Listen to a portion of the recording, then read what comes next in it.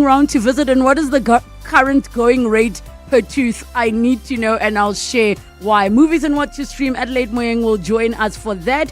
Founder of Movies and Stuff SA.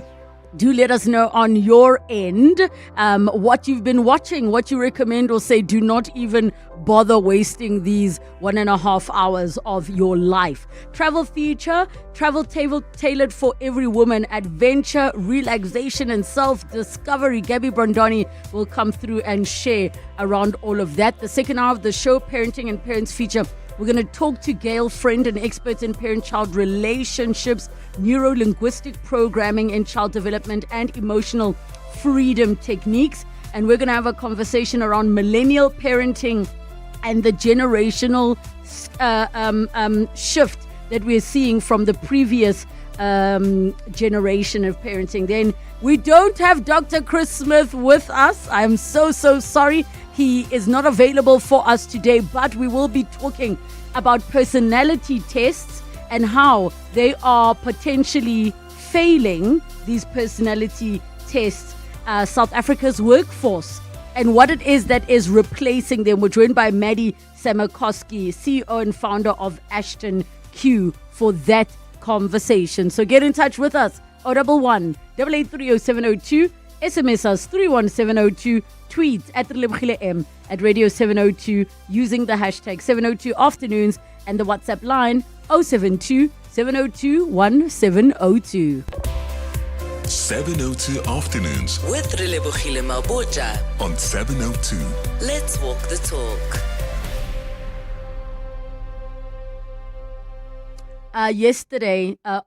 Over the weekend, my son had to go in for a root canal. So he had a tooth that was bothering him, and the dentist was like, let's just root canal, and that means he needs to be sedated. Cool. Saturday, and there's fasting and all of those things. We go to the dentist, all is good, the sedation happens. Halfway through the procedure, the dentist is like, listen, there's this complication, let's extract the tooth once so we don't have problems. Sharp. Now, in my mind, guys, preparing for the TOOTH ferry, and I'm saying it like that, I don't want to spoil the fun for the kids that are in your cars with you, was to come later at school going age. I was not mentally prepared. I came to this appointment not knowing we're leaving with a child with one less tooth. Now, why is this important? Because, of course, the realization of the tooth fairy comes into play. Now, firstly, to the lady, if you're listening, who happened to be there when my son came out, and as we came out, she gave my son $50 and said, the tooth fairy came to visit while you were in the procedure, and you did so well. Like, thank you to that lady. Like, we don't know her, and she was just so kind. But then we're like, okay, cool. So we need to now set up this fairy situation.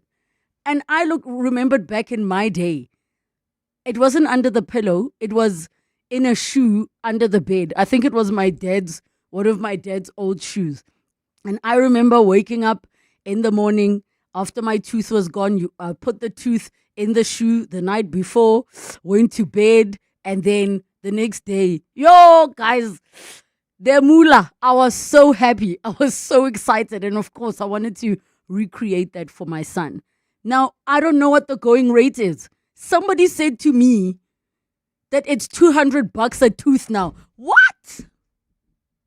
What do you mean? $200 a tooth? So please prepare me. What were your experiences with the tooth fairy? What is the going rate for said tooth? I need to know, because I don't want to be off the mark. Now, to know how the story ended, in essence, after he had now been fully awake, he was so excited that he had this $50 in his hand. Obviously, he doesn't understand the value. But he then said, after I said, aren't you excited the fairy came to visit you so quickly? Like, wow, isn't that amazing? And he said, no, it was not the fairy, because the fairy gives coins.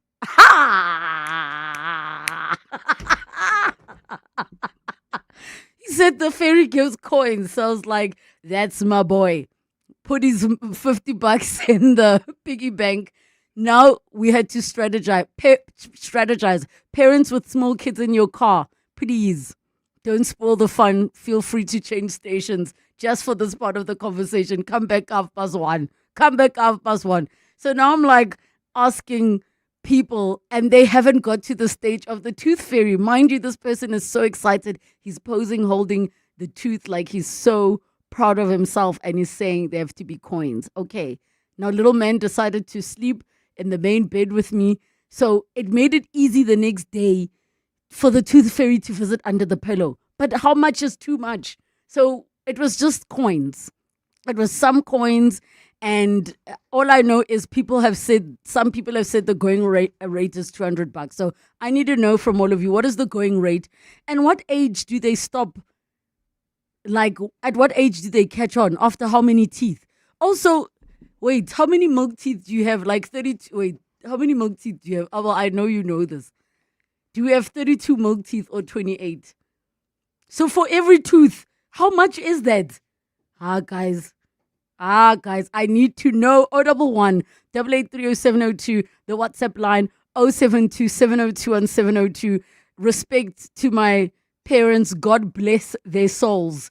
They're in Soshanguve, taking my dad's old shoe, putting them coins and putting it under the bed and recreating the tooth fairy. And it was exciting because you knew when your tooth was loose. For any minute it's going to fall. And we did the door slamming thing. You know, when the tooth is loose, they tie the string around the tooth and then you're excited because you're within. This was not the traditional way. Came out in an instruction, under sedation, but little man is so proud. So I want to hear from you. 011 8830702 and the WhatsApp line 072 702 702. 702 Afternoons. With Relebogile Mabotja. Karabo, they say the going rate for the tooth fairy is $200. No How way. much are you giving for the? Sorry, how much is the tooth fairy giving? The tooth fairy. Okay, so mine is 9. He was kind of caught up. You know, he Yes. kind of sees what's happening. So he You knows. guys didn't hide it nicely. He's 9. I think he's old enough. Right now, we're just doing it in jail. As long as the teeth are just coming out naturally, then the tooth fairy will come. But he knows now. He's kind of catching on that there's a certain age where it kind of has to stop. Okay, how much per tooth?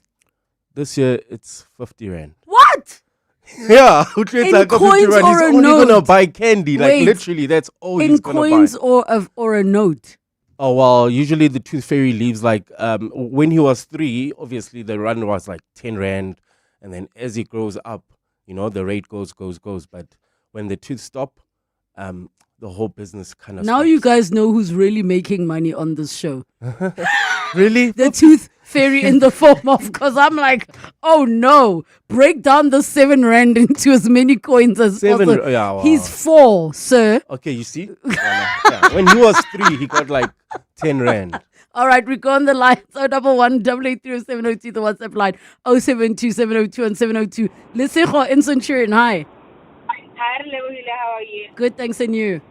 I'm good, thank you. Oh, no, I just wanted to comment. I'm 27, also a 1-year-old now. Yes. So my mom kept the tooth fairy going up until my last tooth fell out. And at that time, I think she'd give me 20 Rand per tooth. If it was a good month, then she'd give me 50 at that point. And if I had to go to the dentist for it, then it was 100 to 200.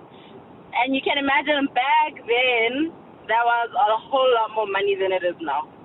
Lesego, I'm listening to you and I'm like, you guys were bowling with your teeth money. Yeah.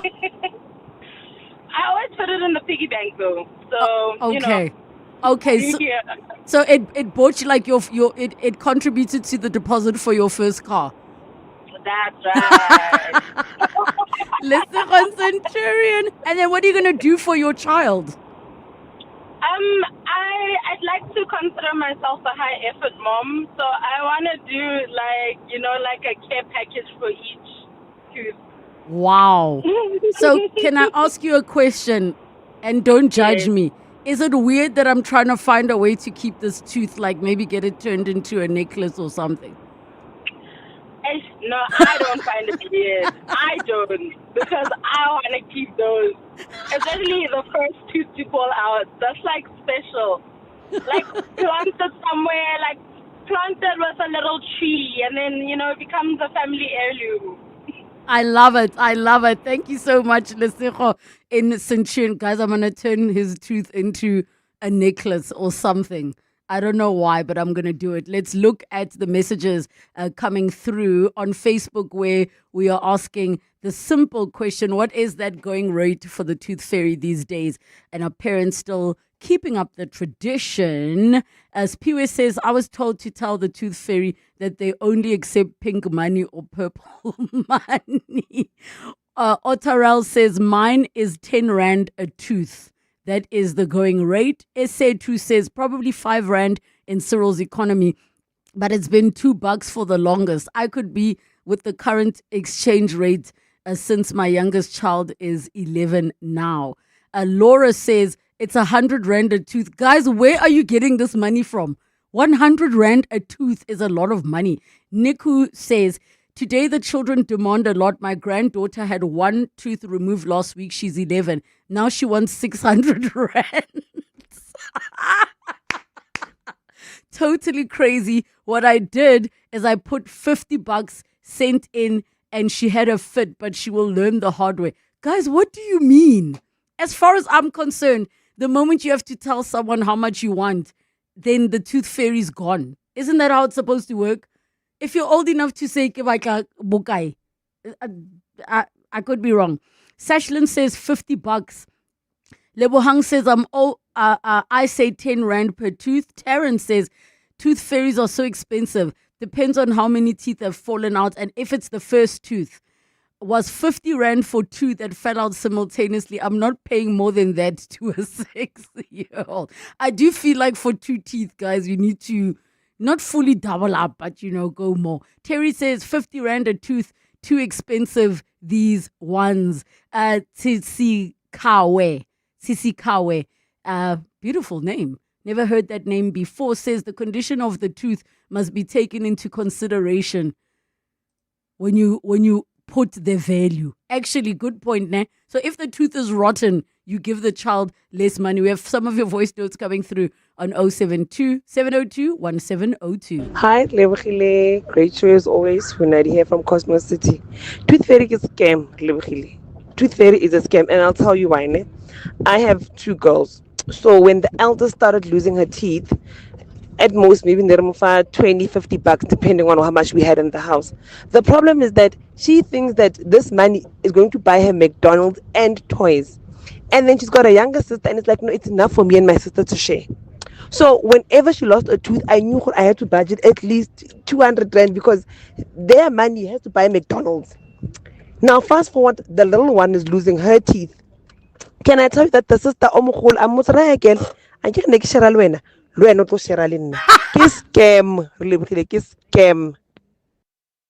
the siblings coming in on it. They want commission to say, I shared with you, but to value it at McDonald's, no, guys. No. More I remember with my kids, there was a couple of occasions there when the old tooth fairy got a bit drunk the night before and completely forgot to come. Much disappointment in the morning. Wow. Old alcoholic. That was so deep. How did we get here so quickly, guys? It's a Monday. Now the tooth fairy has a drinking problem. For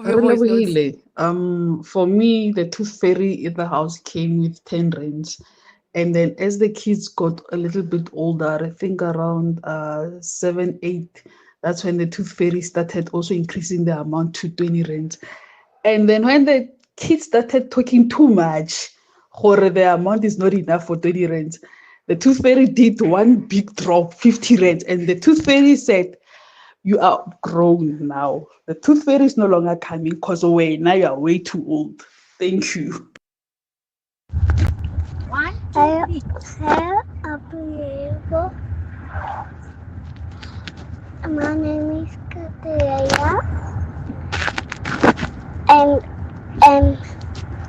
I got also it's another tooth come out. the tooth did come out, and the tooth fairy did give me money. Oh, your baby. Your teeth come out. I'm so sorry. I hope they gave you lots of money from the tooth fairy. Hi, Lebu. No, man, it used to be called Ikundwan. It was not a tooth fairy for us. Tooth fairy is too fancy. Ikundwan would bring in money into my desk shoe. I do remember the story. I don't know when Igundwani or a rat or a mouse became the thing. But I knew it as a fairy. And maybe that's because of the school I went to and what was being communicated. I could be lost. More of your messages. Relebogile, I have 2 kids aged 19 and 13.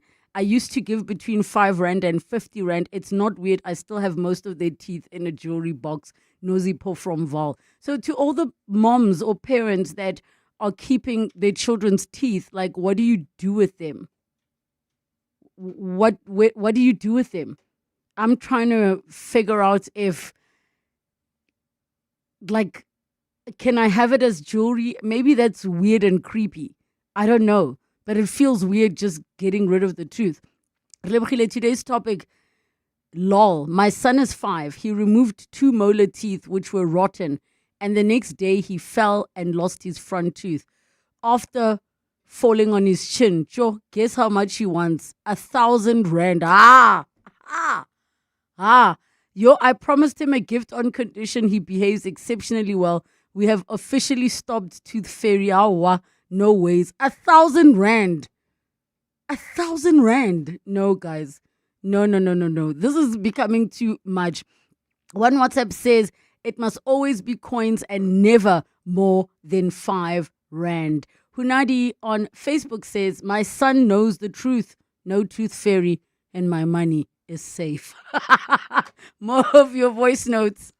Dumelang, Relebogile and Tim. I'm in my late 50s, and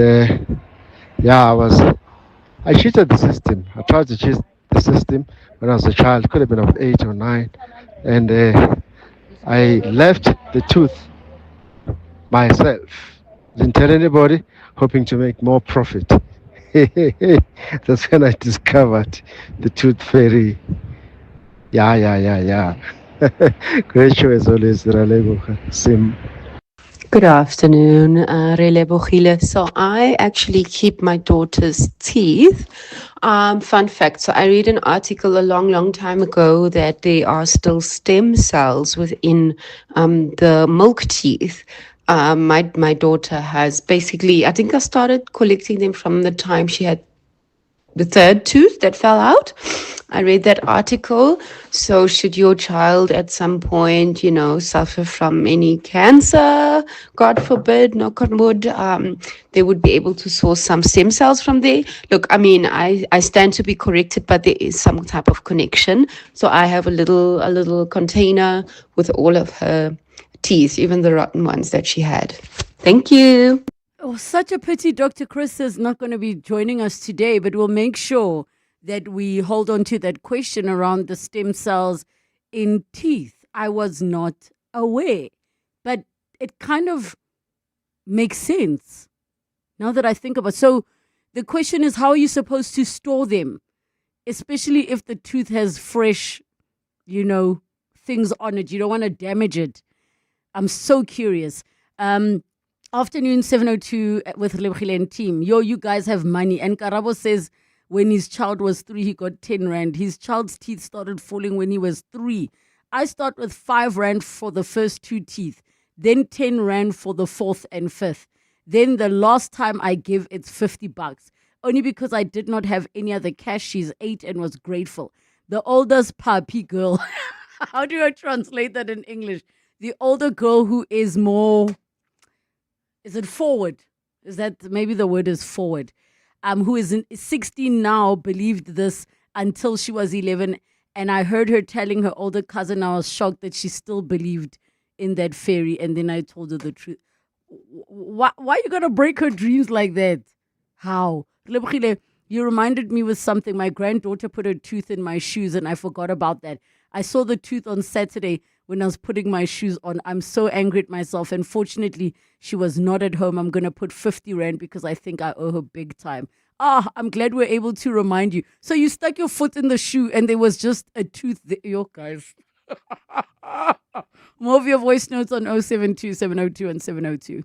Hi, Relebogile. I remember when I was young and was a kid, I used to get paid 6pence a tooth. And so it's a very long time ago.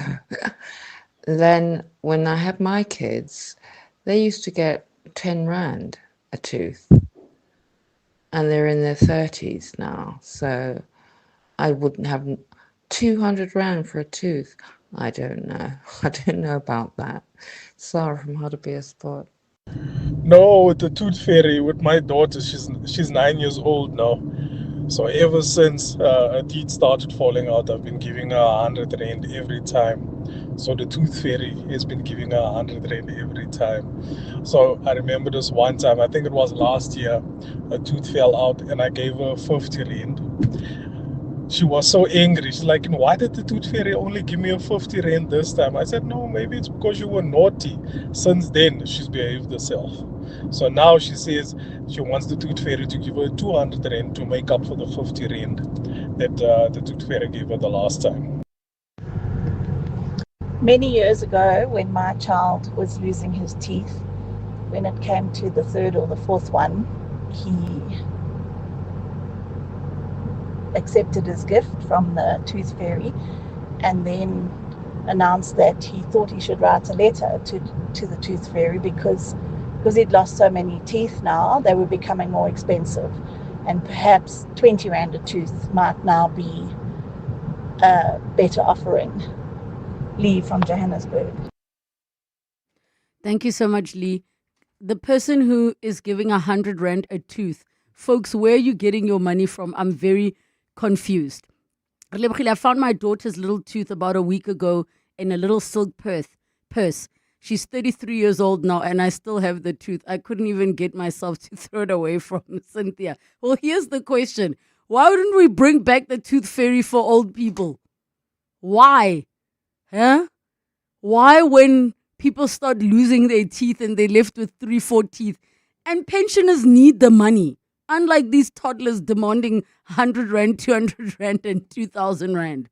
I say that we need to bring back the tooth fairy for those losing their teeth in their adult lives.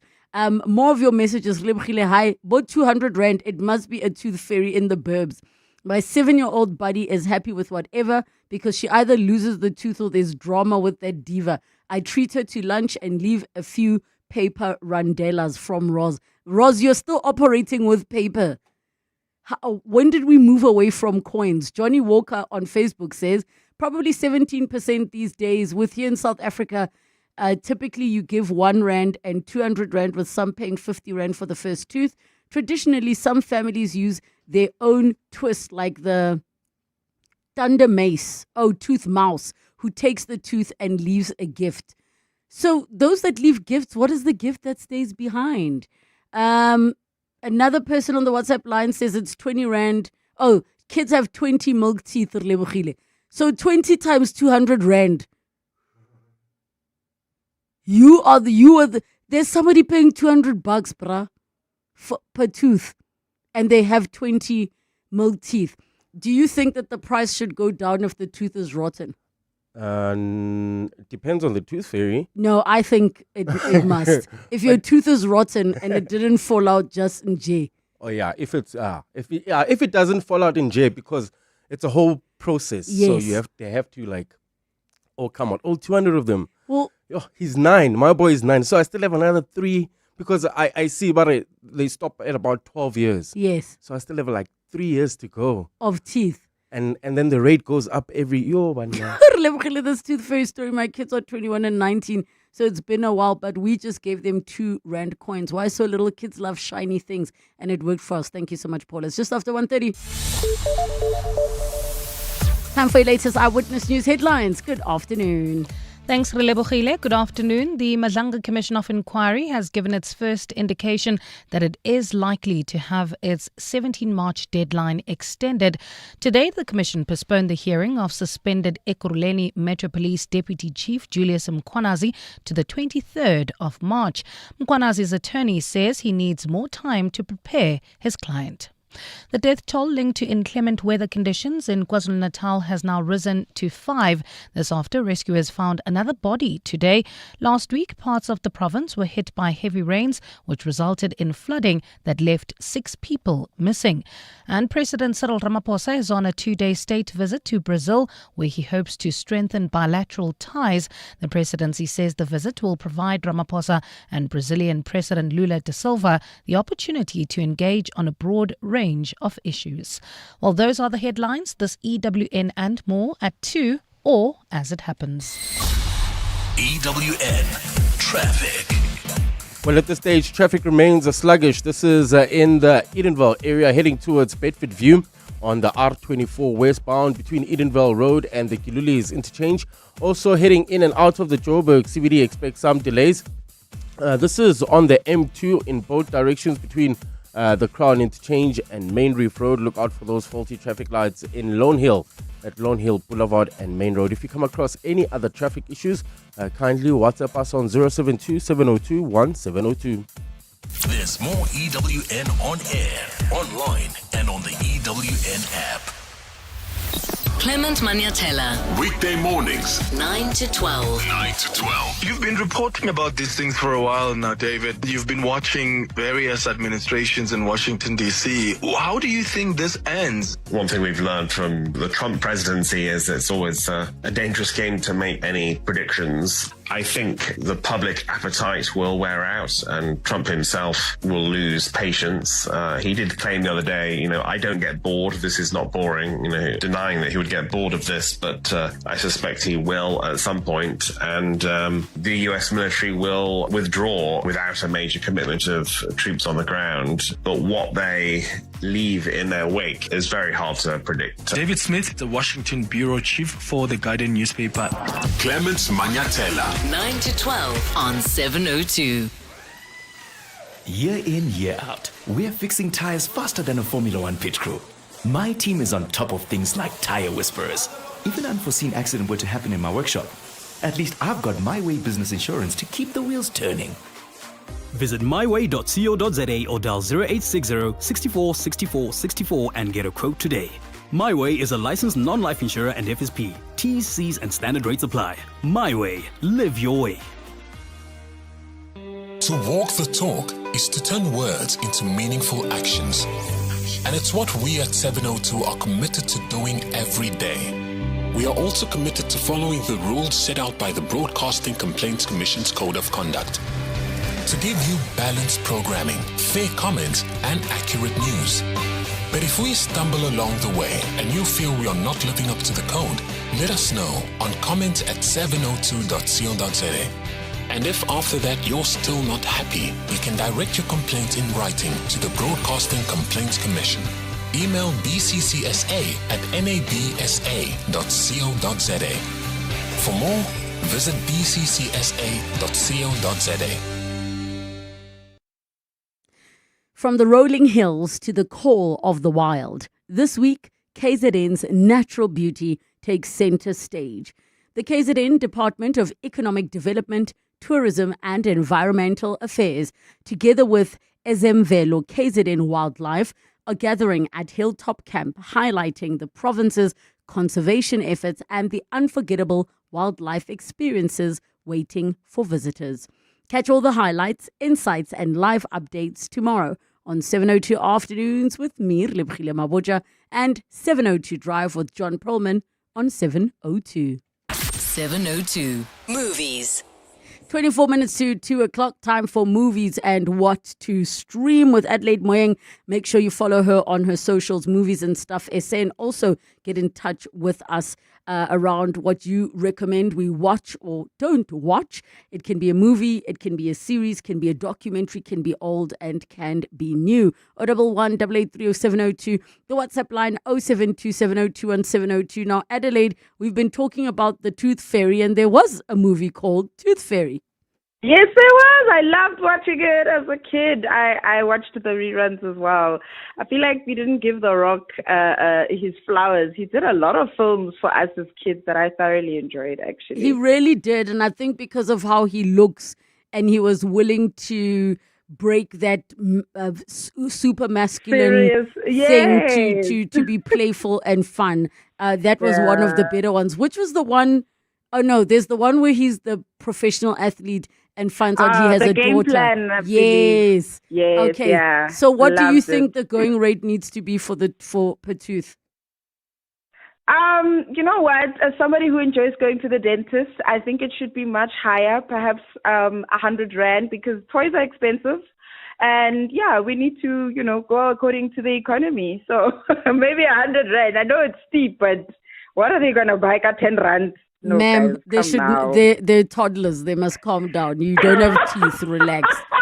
What do you need? You don't have teeth. Can we start there? All right. Let's start with the big news of South African entertainment and media at the moment.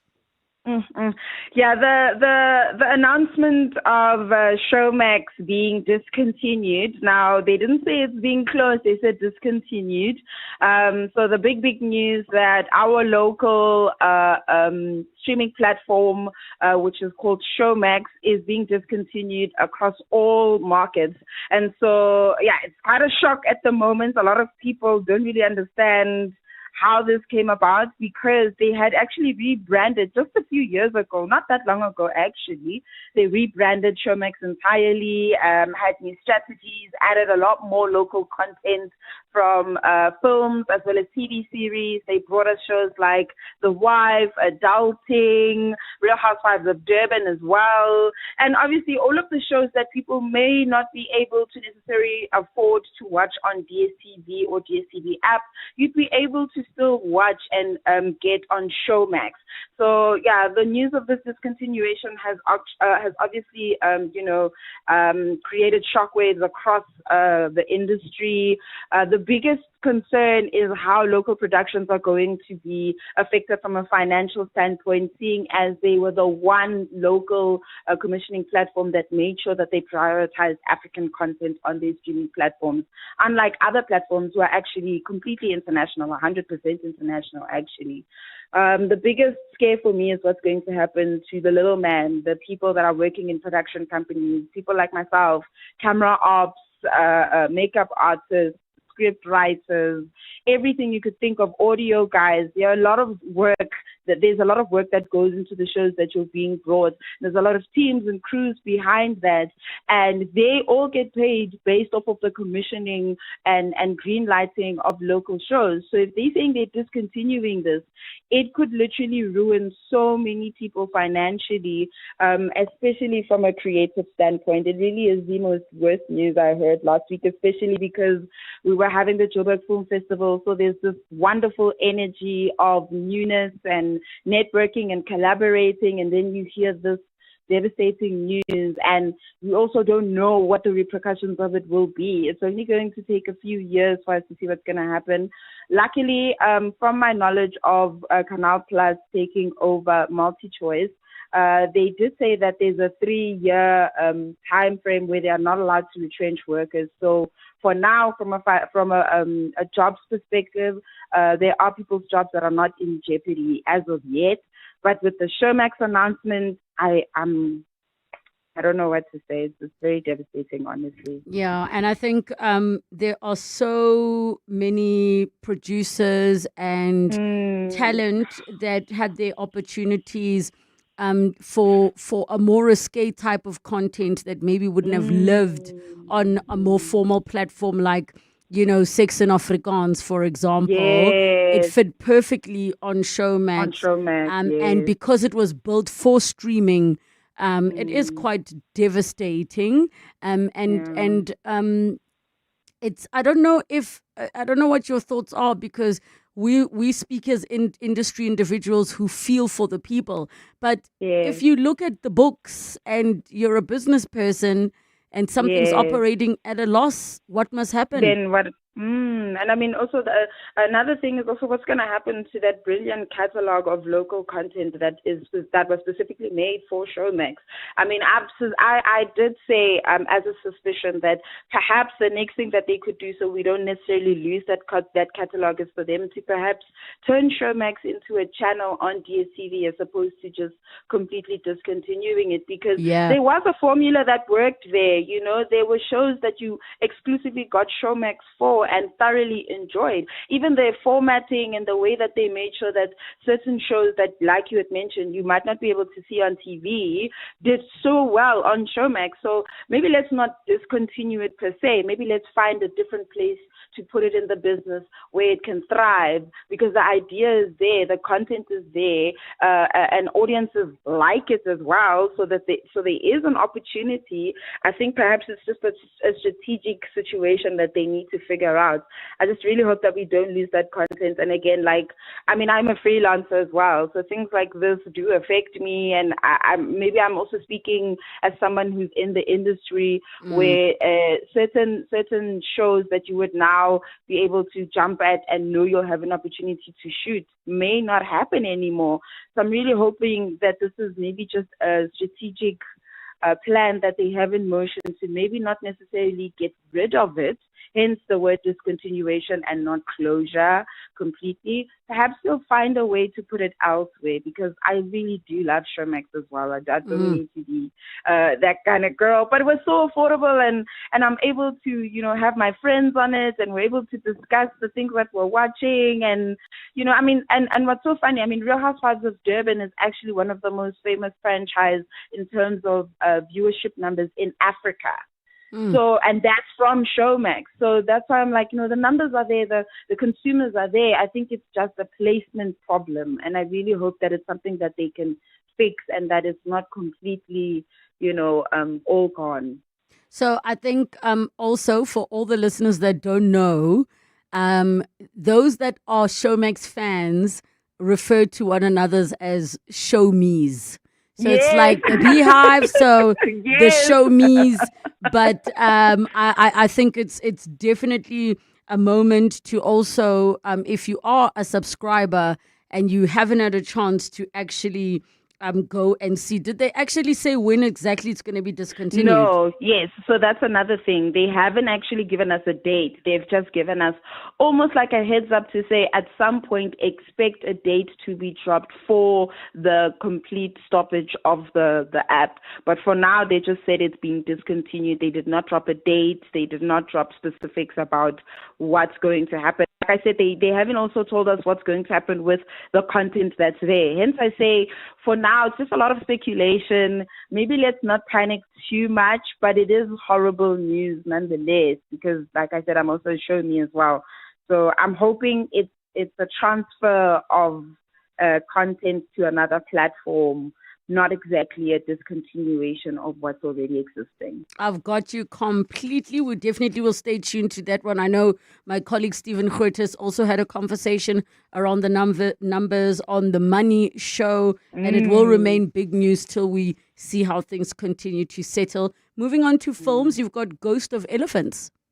Yes. So I was privileged to actually be able to get an interview from the director and the creators of this documentary. And it's actually called Ghost of Elephants. And it's premiering on the 11th of March on Nat Geo. And it essentially is a beautiful documentary about ghost elephants that exist in Angola. And it's essentially a tribe of elephants. They're actually the largest descendants of land mammals ever recorded, like in the history of the world. And they've actually never been caught on film. And so essentially you follow Stephen Boyers, who is a natural conservativist. Oh gosh, my conservationist. Thank you. And you follow him actually tracking them and trying to find them on film for us to see, because this is something that has never ever happened as well. And what makes this also so special is that he also works with a very legendary filmmaker, Warner Herzog, and he's made almost 80 films in the history of cinema. He's amazing. A lot of people maybe may know him from his award-winning documentary film called Grizzly Man from 2005, or even the documentary The Fire from Within. And so he actually does a lot of documentaries, but this is just one of those of the films that is just very special. I did get a chance to actually interview them as well, and here's a little snippet of what they had to say about the film. All right, let us take a listen.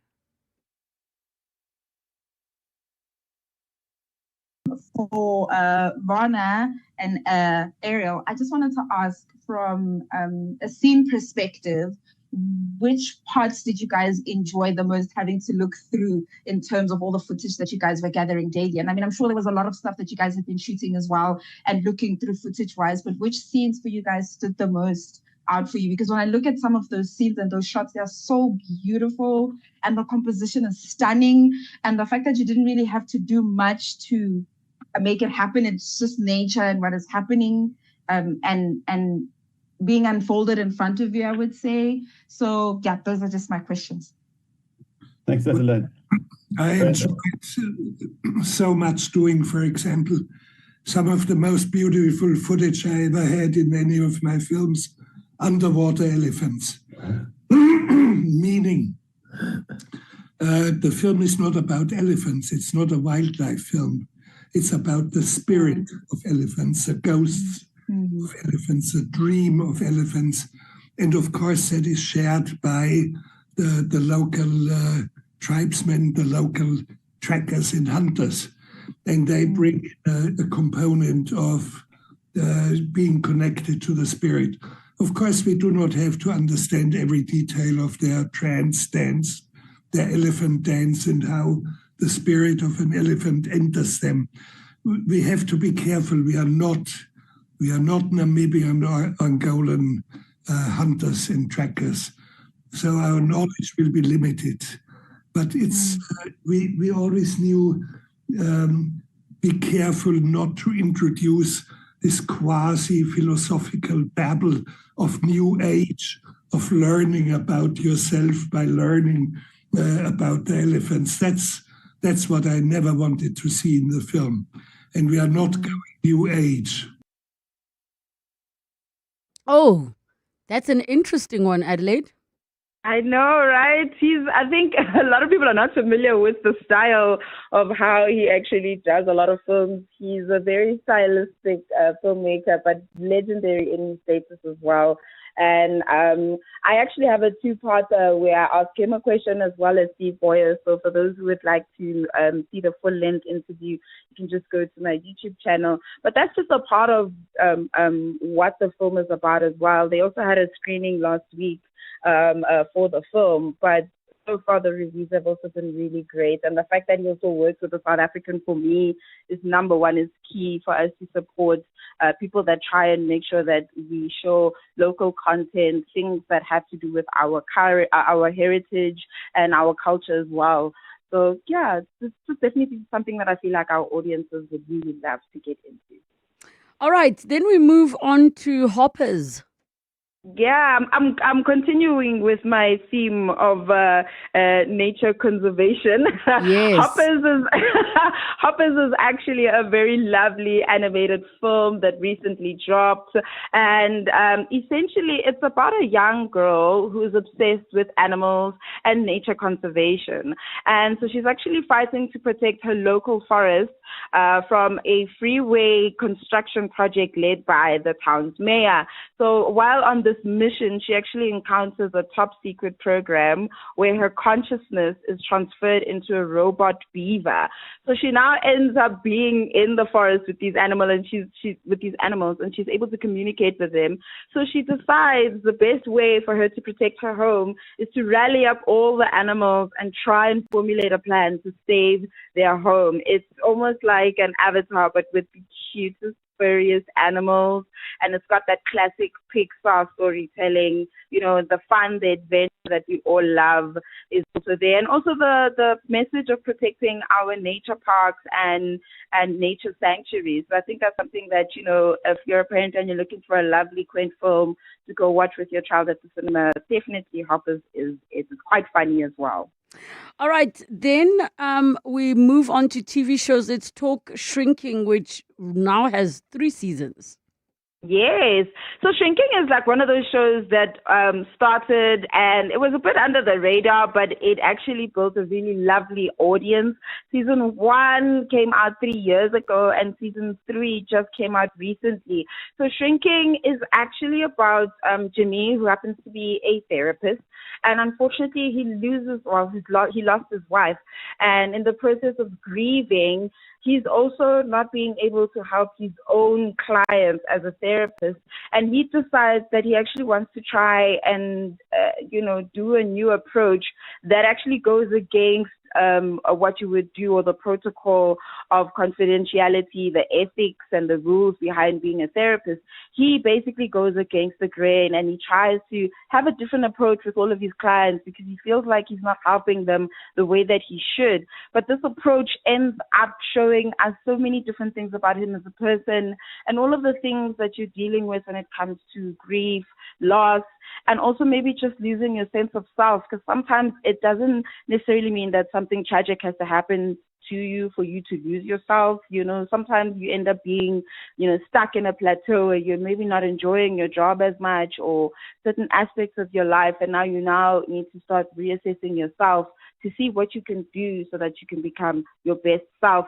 It actually stars Jason Segel as well as Harrison Ford. I think that's the one person I didn't expect to be in such a show, but it actually works so well. They've got this great comedic chemistry amongst them on the show. And, for those who are not sure what type of show it is, I think if you like Ted Lasso, you will definitely love Shrinking. It's got the same kind of feel-good vibe. It's a small cast with very interpersonal stories, with people sharing what's going on in their lives and them helping each other, almost like a community of people who are just helping each other get through life. It's really lovely and quaint.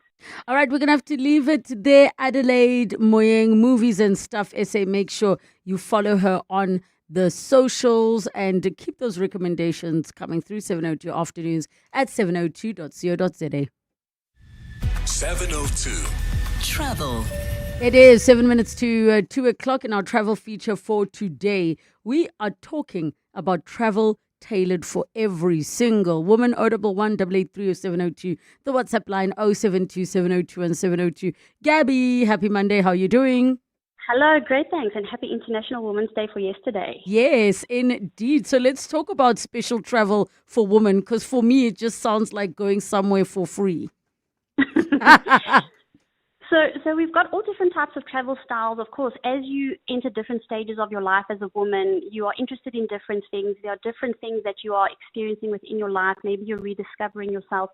You're in a new phase of life. And often our choice of travel tends to reflect that.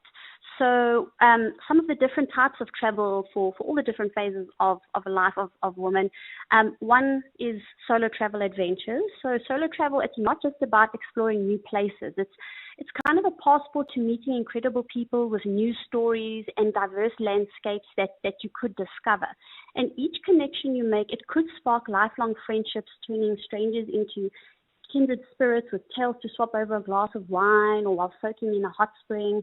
And navigating solo travel through new environments as a woman is almost a crash course in confidence building for the most part. Every new step you take on your journey, it just adds another layer of self-reliance, turning potential obstacles into opportunities where you get the opportunity to just shine with grace and style while exploring a new environment for yourself. And I think that is such a nice way for those kind of setups to be prepped, because many people are afraid of things like solo travel, especially because women know that they can be quite vulnerable in certain places. Absolutely. And I think that's also where the type of a trip you choose to take as a solo travel trip can also make a big difference. I know a lot more women are choosing all-inclusive resorts where it's almost a little bit of a safe space and gives you a little bit of a segue to get to meet like-minded people. Your Seychelles, your Mauritius Club Med resorts are quite popular from that perspective, where it's very festive, it's very social, and it's very easy to meet and mingle with new people in a very relaxed environment. If you are looking to meet new people while you solo travel. Sometimes solo travel is just about reflection. You want to spend some time by yourself, just reflect on your goals, where you're at in your life. So it just totally depends on where you're at. There's so many people who can't actually imagine solo traveling. Can you just share just some of the perks, especially for women and maybe even moms? I mean, you and I have had these conversations offline about how important it is for us to also travel on our own. Yes, absolutely. So traveling as a solo as a woman or as a mother, it gives you permission to pause, because I think a lot of the time we're so preoccupied, and rightfully so, with a lot of the responsibilities, taking care of the kids. It's really important stuff that we're focused on. But by taking a little bit of a break, it doesn't need to be a long trip. It doesn't need to be an international trip. It can be a one-night staycation in your city. It literally just gives you permission to pause. It also just gives you a bit of a reconnection with your identity beyond just being a mom or just being a sister or just being a friend. It does help you expand upon that for yourself. And also from the mom perspective, when you rest properly, families honestly do benefit long term after the holiday ends. So it really is important to take those breaks. As a solo traveler, as a mom, if you are in the position to do so, to take that time away. Can you share with us one or two places that you recommend a woman maybe consider that can tick some of those boxes of adventure or relaxation or just silence and time out? Oh, yes, absolutely. So Italy, of course, is a very popular option for a lot of female travelers, no matter the age group that you find yourself in. Cefalù in Sicily, very, very popular option. The gastronomy, the wine, just the culture and the history, it's such a beautiful destination. Seychelles, also very popular. Of course, we love the Seychelles visa-free destination. It's around a 5-hour direct flight from Joburg, which is very convenient. Beautiful island. You can relax. You can do as much as you want on the different islands. You can do as little as you like. You can relax. Mauritius, of course, also very popular. We love Mauritius. 4-hour direct flight, also visa-free. Great most of the year round from a weather perspective. So when you do have time, Mauritius, of course, one of our favorite destinations. And then, of course, your local destinations. We are so spoiled for choice within South Africa. Your Knysnas are great, Plet, all the small little towns. Even just taking an overnight stay to Clarence or Parys, Belstrom, beautiful places just to reconnect and just reassess where you're at in your life and what you want to get out of that trip. Beautiful destinations. And then, Gabby, before I let you go, what is one tip that maybe you can share, being a woman who travels? I mean, there's a message here that says, I'm enjoying this travel chat. I turned 50 this year and I'm not sure whether to have a girls trip or a solo trip. I've never considered myself a solo traveler. What would you advise? Oh, so I would honestly say plan for the trip for who you are now, not who you were 5 years ago, not who you thought you would be today. If you feel like you need adventure, choose adrenaline. If you feel like you need silence, choose a trip where you'll focus on stillness. If you really need connection, choose a trip where community is the focus. The best holiday isn't the most impressive one. It's really the one that meets you where you are at.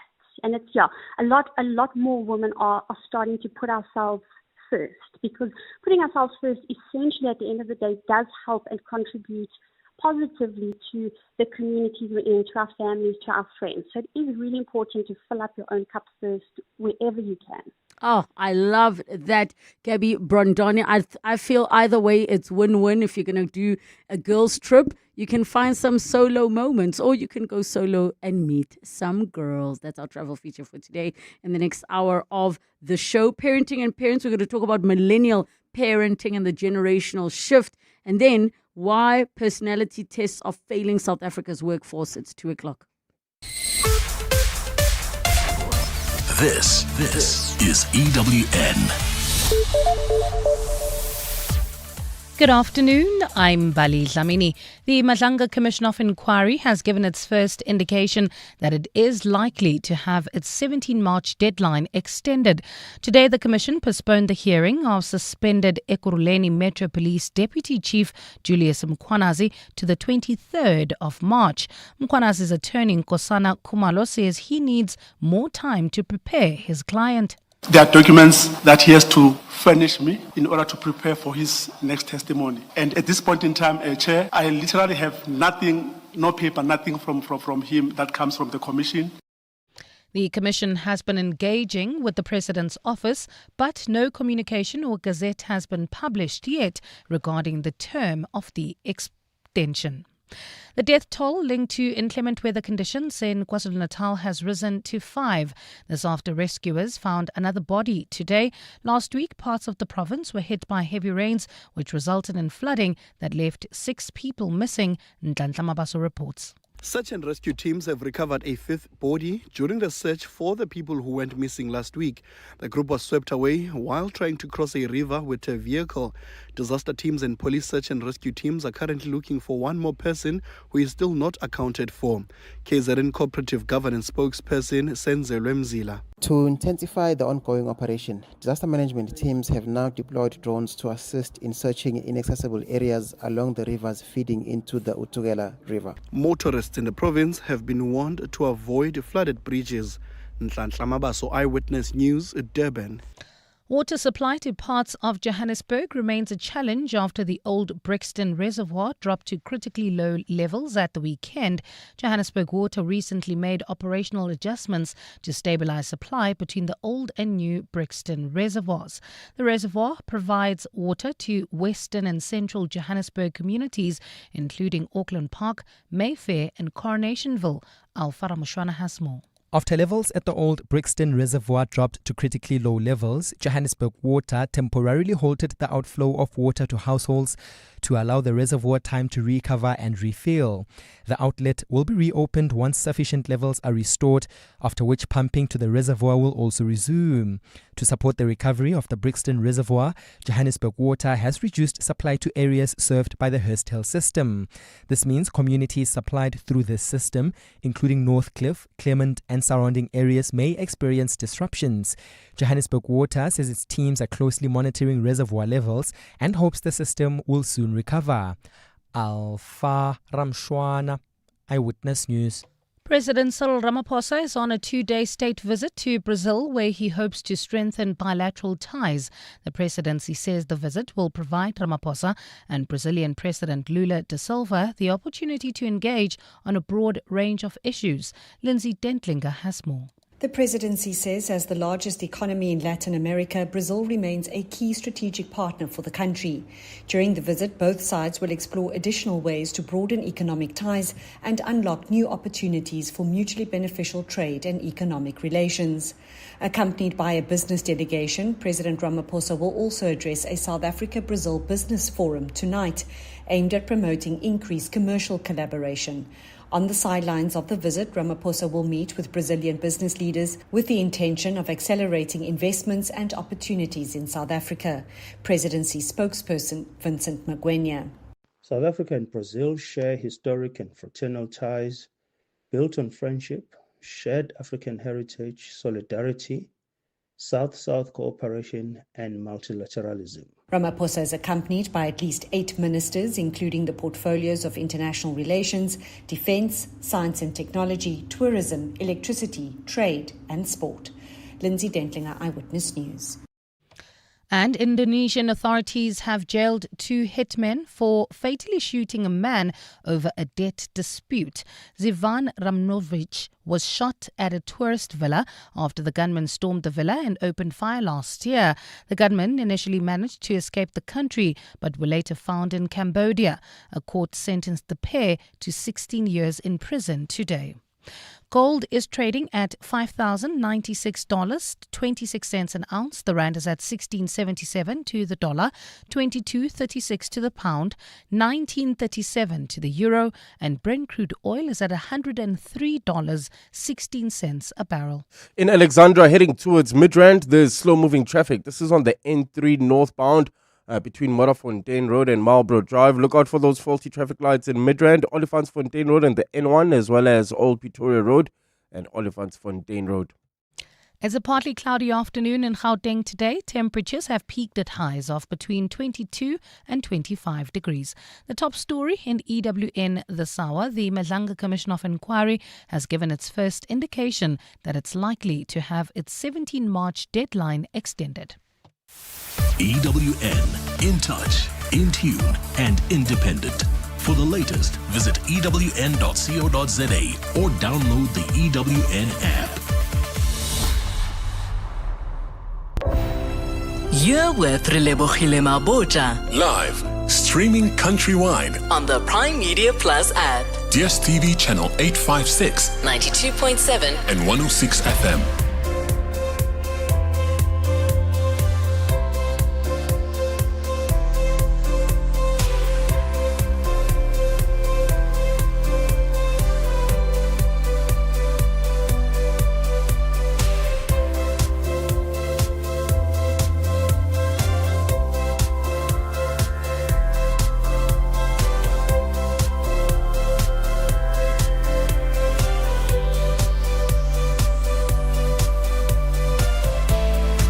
Seven minutes after 2 o'clock, the second and final hour of 7:02 afternoons with me, Relebogile Mabotja.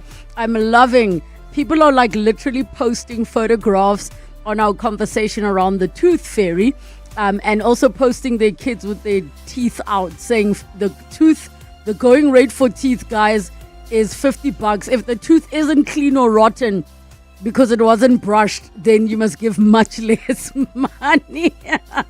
Absolutely love it. Coming up on the show this hour, it's our Parenting and Parents feature, and we are going to be talking about millennial parenting and the generational shift that we are seeing, and actually what makes millennials so unique, having been parented by the boomers to now trying to be more conscious in their parenting.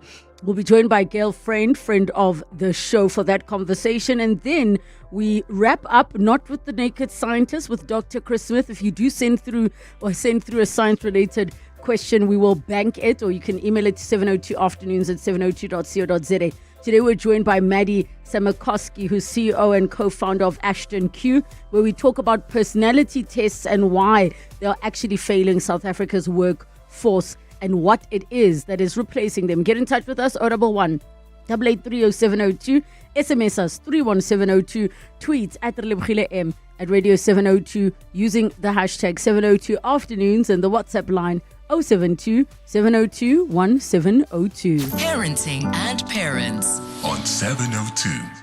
Parenting and Parents time. And for today, we're going to be having a conversation around millennial parenting and that very interesting and unique generational shift that we are seeing.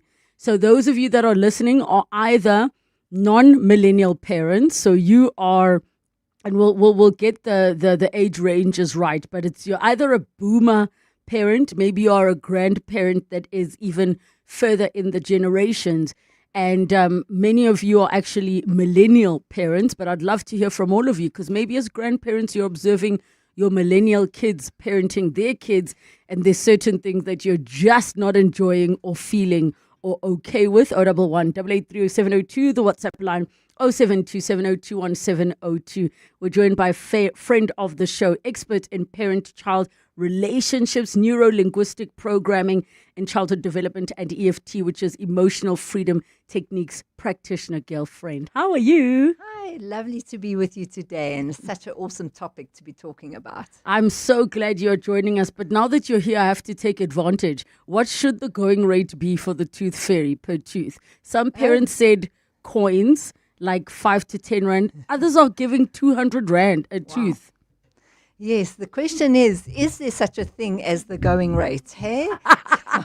I think it varies from economics, your economical standard, yes. Yes, okay. So as it's the thought that counts at Yes, the end it of is the day. thought, yes. Let me ask a And question. for me in NLP, it's the idea behind what they're giving, not the amount of money. Oh, okay, I understand. So maybe then help me understand, especially with your background, why is it important for the magic to be kept alive, especially because we are the generation that's more aware now, and we are more mindful about the things that we choose to continue when it comes to traditions and practice.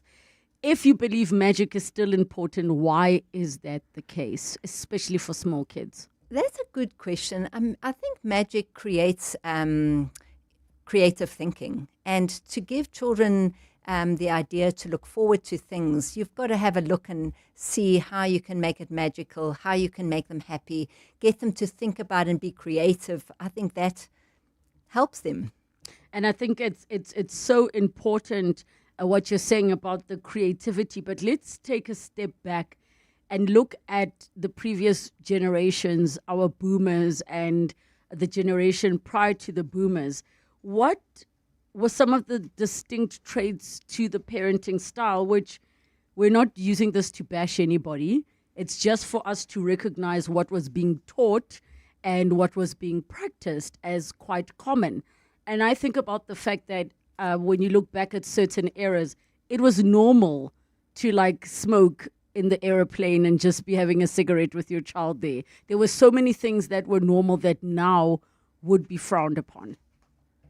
Yes, so for me, I don't think anything is wrong. I think that in life we are progressing and transitioning into different ways of thinking.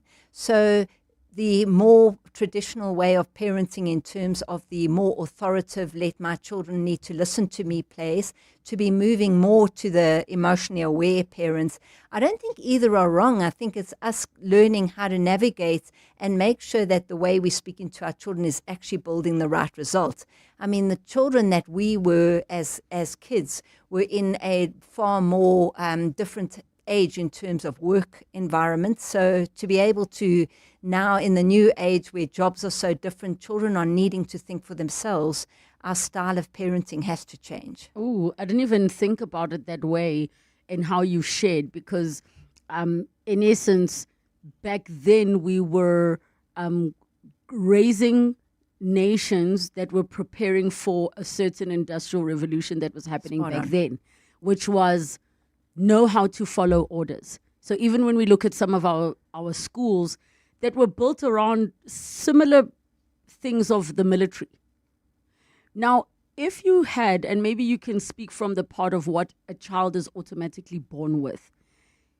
If a child is automatically born with a complete soul, their own personality, except that obviously they just don't know not to put their finger in the plug in the wall, then how would that have possibly been detrimental to a child's development? The previous parenting style of, you speak when you're spoken to, you don't challenge adults, you don't challenge authority, and all of those things. I think that it would be detrimental because it teaches children to just follow instructions. So if you're just following instruction, you don't think for yourself. And in a situation where you're moving into the teenage years, if you've taught your children to think for themselves as to follow instructions as a young child, when they're in teenage years, they're going to follow their friends' instructions, and that's what makes them vulnerable. So to just develop the thought process of listening to an instruction is actually unsafe for them. The same is, for example, when they move into the working environment, because in a working environment, if they can't think for themselves, it means they have to be micromanaged, and that just doesn't work. Oh, so you need to constantly have somebody on top of you telling Spot you on. what to do. Yes. And we're living in an era where people need to be able to work anywhere, anytime.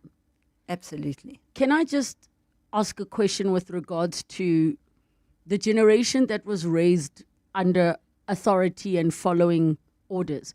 There's some personalities that fully easily lend themselves to that system. And then there are those that just don't. what has happened to those individuals? And I don't just mean in schools and corporate spaces, but in their homes. The kids who were seen as rebellious because they were the truth tellers, or the kids who, whatever, went against what children are supposed to do and be in a home. What are you seeing has happened to those children? What am I seeing has happened to those children? Those children really struggle. Well, actually, I think the children who are more rebellious, it all depends on what environment they've been in. So if you get, for me, I don't think we got to look at it from a linear perspective of authoritative or the new way of developing children. I think we've got to learn how to integrate both of them, because to integrate both, it all depends on the parenting style. So if children are learning to rebel, sometimes it can work out positively where they create lots of great change. Other children who learn to rebel end up going along a difficult path and struggle and don't fit into society. So it all depends. It's all about understanding how to develop the way they think when they're younger, so that whether they're rebelling or whether they aren't rebelling, it's about understanding how to do it effectively. And that's the process of thinking for yourself. So maybe then the question is, what does it mean to parent and to raise a child? In your world, what are some of the adjectives or the descriptive words that we use to say this is what parenting actually is? There are many millennial kids who, you may have had a parent in the home, but they didn't actually parent you. They just paid for your bills. And maybe to help us just navigate this part of the conversation is, what is active parenting? For me, active parenting is learning how to differentiate when you are putting in your boundaries and when you are developing the way your children think and giving them their free spirit. And I also don't see personality so much as you're born with a personality and that's what you sit with your whole life. I think that it's developed as your child goes through and navigates how they get their love, how they get their attention from the parent. That's how their personality develops in terms of what they learn what works. And then that becomes their set of behaviors where they carry on. And that's what I think develops their sense of personality. And I think it can be moved. So from a parenting perspective, active parenting is really to get very clear and understanding that we have to have a balance between both. Distinguishing when do we put in a boundary where we're in authority and when do we give them that opportunity for choices. And it's learning how to and knowing when to do which. And I'm assuming then, with what you're saying, giving boundaries and giving choices are both empowering depending when and how. Absolutely. What is an easy guideline, which I know is a very broad question considering parenting has so many things, but maybe what is the question a parent could ask themselves if they're not sure? So I think to make it really simple, it's about understanding your timing. So for me, boundaries are usually in the moment, like when you're getting your kids into the car, when they're eating their dinner. It's an in-the-moment process. That's where boundaries are important, where you're going to be going, we get in the car at 8 o'clock, or that is where there's no time for having a conversation about whether we're going to do it or not. It's not a negotiation. It's not a negotiation, because that's where the boundaries disappear, and that's where you get that power struggle where children are more in charge than the adults. But then the timing of outside of the moment is learning how to have small intentional conversations like the afternoon after the morning if it didn't go well. And that is where you develop their perspective to go, what happened? What made you upset? The rule in the house is that we have to leave at 6 o'clock to go to school. And it's building their perspective when they're out of their need. That is where you're developing their free spirit. And that's where they get that heard, where children feel heard, but it's understanding the timing. Why, or maybe let me take this a little bit deeper. What is it about adults in a child that feels the need for authority? Because just because times are changing doesn't mean people automatically change. Yes. So let me give an example. You'll have the individuals who say, well, in my day, we had to work hard. And then the child is like, but why do I have to work hard? Because you worked hard. Whereas I thought the point of a parent working hard is so that my children don't have to work as hard. And there's so many different scenarios, but that will come up where it's like, well, in my day, I had to walk 7 kilometers to get to school. So what is it that is happening internally for that to be a thing? That's a really good question. My answer is parents, their innate need is to be a good parent. Their innate need is to be able to impart their knowledge, and they want their children to succeed. So what happens there is that their conditioning and their upbringing, they feel like they know that this is what needs to happen for their child. I'll give you a perfect example with, I've got a special needs son, and I was very going, well, this is what I need to get him to do in order to be a successful adult. Yes. And I learned very quickly that that didn't work. And it's teaching parents how to separate their point of view and how to instill their values, or how to instill that value of hard work in a way that their children have got the freedom to be able to apply it in a different way. Oh. So then what is your response to, well, it happened to me and I turned out fine? I mean, every time I hear someone say that, I'm like, you're not okay. Yes. It happened to me and I turned out fine. My answer to that is, I'm really glad that it happened to you and you turned out fine. And this isn't you we're speaking about. You know, we have to actually have a look and go, each person and each individual is different. Just because it's the same thing as you have one child that works with another child that doesn't, and you've got the same parents. The bottom line is we're each individual, and we're not looking at one perspective of, is it right, isn't it right? We're looking at what is working. Is it working? Are they developing the value set you want by that way of doing things, or do you need to change your approach? I love your question, which I think is maybe the one of, is what I'm doing working? Yes. So if you're giving hidings and your child is still screaming, but you're like, but it not kept listening, me out of jail, then it is not working. Spot on. Oh, That wow. authoritative part gives you a momentary sense of authority, but it doesn't mean that tomorrow the behavior changes in your child. Sure. We've got a voice note on 0727021702. Okay, the voice note is coming shortly. But while we do that, what makes millennial parents so different? I am seeing in so many that are sharing their stories how they've done a complete, I almost want to say 360. Yes. In terms of, it's not even a matter of what am I leaving out that my parents did for me. It's a matter of what am I keeping, because there was so much I don't want to repeat, whether it is, I'll give a simple example. When we were small, our parents, instead of saying I'm leaving, they would just lie and say, like, go put your shoes on, and then they would drive off. Oh my gosh, it's so cruel, guys. It's so like, I'm laughing because I went through it, but I'm like, that is so cruel. It's so tempting as a parent because you're not going to have the big tantrum or wobble. Yes, But they don't understand the impact that that can have on a child. Yes. And on top of that, I feel like we don't give kids the benefit of the doubt that they actually understand a lot. So already I had to learn quickly that tell my child the truth. I never want him to think I'm a liar. So I'll be like, mommy's leaving. So even if he's going to cry, I give him a heads up. I say, remember, mommy said I'm leaving. Yes. Kisses. But at least he knows he can believe me when I say I'm leaving and I'm coming back. Spot on. So maybe share with us, what are some of those things that you're observing millennials are saying, I'm not keeping this, or this? Yes.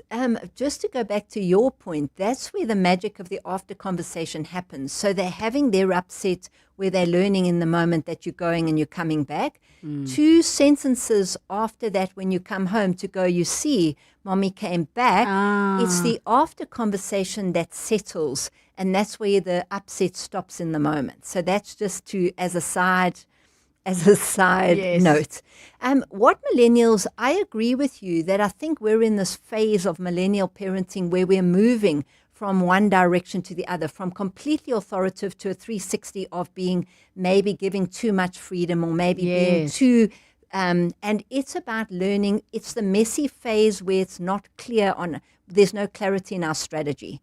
So parents are learning and wanting to do the 360, but they haven't got the skills specifically to understand that if I do now the complete 360, I'm going to have another set of problems. And I often find parents can move from one side of the barometer to the other, but all they're doing is they're just swapping problems. We've got to learn how to be able to balance, to be able to know when we're doing which so that we can use both. Because you also don't want an out-of-control child. You don't want an out-of-control. That is just told yes, yes all the time. Spot Because you don't want your gentle parenting, and you don't want them to all of those things. Boundaries are still necessary. Absolutely. If I may ask, is it accurate to say that the main thing that's changed is the how? So it's not that before parents didn't want us to be safe. All parents have always wanted their kids to be safe. We're just implementing different ways of how we're keeping them safe, like empowering them with information or, telling them the truth and things like that. Yes, absolutely. It is about the how, and it's also we have to adjust our how because times have changed. If you look at the time when I was a child, there was no internet, there were no cell phones, and you have to have a look and go, how are you educating your child now? So how is about empowering them. It's about knowing the boundaries keep them safe. The boundaries show that you are still in authority, but your after conversations are where you are developing and empowering them to actually think for themselves. And that's about the asking of them questions, about having conversations. It's not about complete protection. It's about as they're exposed, you have conversations with where your children are at. And that way you can start to develop them where they're at to build a perspective. It's about changing our how to understand that we're actually not just trying to get our children through childhood and the day-to-day. We're actually developing their ability to think about life. Oh, that is powerful. Your voice notes 0727021702. Hi, Relebogile. As someone who's Gen X, it's very interesting to watch millennials because they've always been the chilled out, live and let live generation. It would be interesting to see what kind of adults they bring up. Another show I'd love to hear, maybe subsequent to this, is Gen Z as parents, because the first group of Gen Zs are actually almost 30, so they're also parents at the moment. It's fascinating to watch. Thank you so much. We will definitely take a moment to speak about Gen Z parenting. And I think from what I've seen, they're not doing too badly, guys. I know we give Gen Zs quite a hard time. But let me ask this so it's not seeming all doom and gloom. What are some of the really solid and positive things that boomer parents did do for us? I'll give an example. I feel like our generation of parents empowered us quite a bit. Like I was able to cook for myself by a certain age. Maybe they did it too much where they'd leave the 5-year-old with the 2-year-old and the 1-year-old and go out, and there were no cell phones back then.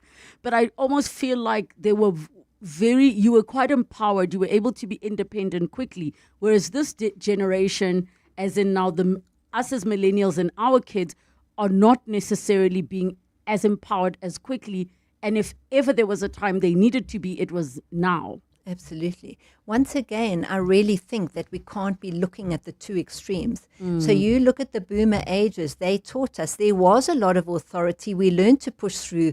We learned to have to be independent. And I believe that we need to bring that in and to have that here with us. It's not an either or. So yes, we're letting them to think more freely. We're getting them to have more choices. But we need to be putting in those fundamentals that have built us into good adults. We've got to be adding to our process. It's not just the one or the other, it's both.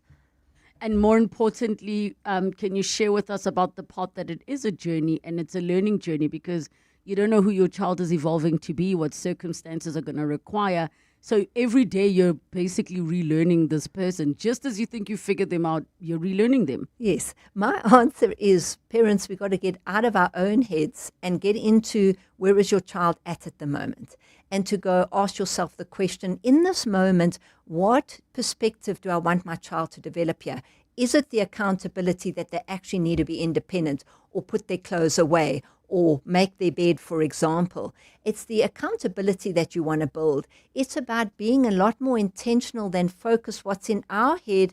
We kind of expect our children to just understand these are the things that happen in the day. Whereas it's about us going and simply going, okay, we eat breakfast, we brush our teeth, we go to school, and to be able to be using the simple words and getting our children to understand it, as opposed to us assuming they need to just listen and understand our perspective, especially when it comes to younger kids and developing them. Their brains aren't at the big perspective that we have. I think the best advice I got, parenting advice, was that the same way that you have a bad day, your child has a bad day. So asking, oh, my child didn't eat today, like you're expecting them to follow this rigid routine, forgetting that they're also just a person. They can have a bad day where they don't sleep well and all those things. Absolutely. That's where I teach parents to understand that they need a system of what they're developing. So you're not just parenting in the moment. Because if you're parenting in the moment and today your child is having a tantrum or today they're not eating their breakfast, that doesn't give you a framework, and that's what causes the anxiety in you, because you know that they should be. But if you know that every day you are having one or two sentences about let's eat healthy, we look after our bodies, and you know that that education's happening in out of the moment situations, that's where our sense of anxiety settles down, because we actually have a framework from a bigger perspective. We're not just managing in the moment. Is where you're managing, you just get inconsistent results. And that's what causes our stress, because we want them to get it right. But the end of the bottom of the line is they need development to get that right. We'll definitely be having Girlfriend back in studio with us. Her website, shiftingperspective.co.za. This is what she does for a living, so reach out if you need support. It's just after 2:30, time for your latest Eyewitness News headlines. Good afternoon. Thanks, Relebogile. Good afternoon. Controversial Northwest businessman Suleiman Karim has denied he received kickbacks from an irregular SAPS tender scored by suspected crime boss Vusimuzi Matlala. Karim says the money was a return on the 10 million rand investment he made into Matlala's company Medicare 24. Karim is testifying at the Madlanga Commission of Inquiry about his relationship with Matlala. Acting Police Minister Feroz Kachalia says he doesn't believe a barrier fence or wall along Cape Town's N2 highway is an effective measure to curb crime in those communities. Motorists frequently come under attack while travelling to and from the airport from criminal elements who often vanish into communities living along the highway. And Belgian authorities are probing a blast that damaged a synagogue earlier today. No injuries were reported, but the explosion blew out windows of the synagogue on those of the building across the street. The local mayor has denounced the blast, which directly targeted the Jewish community. Those are the headlines. This EWN and more at 3 or as it happens. EWN Traffic. Well, at this stage, if you are in the LX area, there's slow-moving traffic. This is on the N3 southbound between Marlborough and Modderfontein Road. There's also slow-moving traffic. That's if you are leaving the Joburg CBD on the M2 westbound, approaching Main Reef Road. Look out for those faulty traffic lights. Midrand, Olifantsfontein Road and the N1, as well as in Lone Hill at Lone Hill Boulevard and Main Road. If you come across any other traffic issues, please WhatsApp us on 072-702-1702. There's more EWN on air, online, and on the EWN app. Africa Milani. Weekday mornings, 4 to 6. How do we mitigate against this? How do we ensure that we have enough seizing of drugs at Tambo to discourage any organized crime syndicate leader from suggesting that South African Tambo be the transit point for their drugs? The challenge that you have is that, for instance, the Johannesburg International Airport or Tambo is being targeted because of the very nature of the airport and of the transit hub, that it is similar to your Schiphol Airport in the Netherlands. Willem Els is the Senior Training Coordinator. Africa Milani. 4 to 6 on 702. For over 30 years, Bid Air Cargo has been keeping South Africa's supply chain moving. giving our economy the dedicated cargo capacity it needs. Whether it's really, really urgent, oversized, or hazardous, when a shipment has to fly, we make it happen. Linking all major airports with reliable freighter services, our promise delivers. Bid Air Cargo. Every kilo counts. More than 5,700 cases of cervical cancer are reported in South Africa each year. Sadly, more than 3,000 women in our country die from this disease annually. But there is hope. We have intensified the war against this deadly disease. Over the past few years, more than 3.6 million girls have benefited from the HPV vaccination program that protects them from cervical cancer. We are accelerating this program to ensure that millions more of our young girls are protected from this preventable disease. The success of this campaign depends on collaboration among all stakeholders, especially parents and caregivers who are required to give consent for their daughter to participate in the vaccination program. For more information, visit your nearest healthcare facility. This message is brought to you by the National Department of Health. The Money Show. Weekday evenings at 6. Western Cape High Court ruling that the Finance Minister cannot unilaterally change the rate of VAT. Because that affects each and every one of us in this country, it is very important, or at least the court is of the view that it is very important that it follows the legislative process. So there's a level of conversation in Parliament, the debate, is this something that should be passed? Michaela Pascini at Tax Consulting SA. The Money Show on 702. Let's walk the talk. The Money Show, Stephen Curtis, is brought to you by ABSA Corporate and Investment Banking. Trade powers Africa's growth, and businesses that succeed are those able to manage risk, optimize liquidity, and move confidently across markets. ABSA Corporate and Investment Banking helps enable your trade flows for growth. ABSA is a registered FSP. T's and C's apply. Coming up on 702 Drive with John Perlman. 702 Drivers coming up from 3 to 6 p.m. with John Perlman. Happy Monday. John, how are you doing? Doing well, thanks. And you? Good afternoon to all of our listeners. I'm doing well. What's coming up on your show today? Earlier we were talking about the going rate for tooth fairies. Oh. And I'm shocked because my son got his tooth extracted. Right. It was unplanned. So I was not prepared for tooth fairiness. And then it's like, okay, what is the going rate? People are saying 200 Rand. For a tooth? Yes! Isn't that what you pay for a new tooth, like an implant? Also, we've decided that if the tooth was dirty or rotten, it must get much less money. No, I think your child should fine you for negligence. Oh, wow. Allowing their teeth to rot. So I think a rotten tooth is 500. So here's the question. What do you think of my proposal that actually maybe pensioners and those that are older need the tooth fairy more than toddlers do? That's my theory. I think it's called medical aid. Yeah. Which we pay for, so it doesn't count.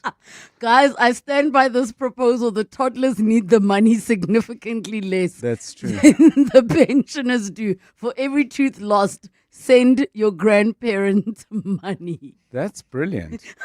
What's coming up on your show today? I like that a lot. So, things we don't like a lot. The oil price is rocketing higher. Last time I looked, $102 and something.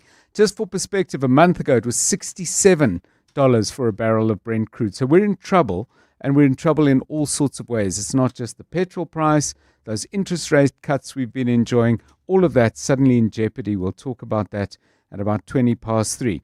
Sorry, but I think you need to know as much as possible. Some nice initiatives to get more children involved in maths for juniors. It's called the South African Maths Challenge. The Maths Olympiad is well known. We'll look at that at 20 past 4. There have been widespread and prolonged concerns about the state of maths ability amongst our learners. And the not so much shrinking numbers, but not enough kids are doing maths at sufficient level. NSFAS is under a lot of pressure, but they do have a plan to make it work better. We'll hear about that at 10 minutes to 5. The Madlanga Commission today has been really intense and really, really interesting. And we'll get an update on that from Tabiso Goba.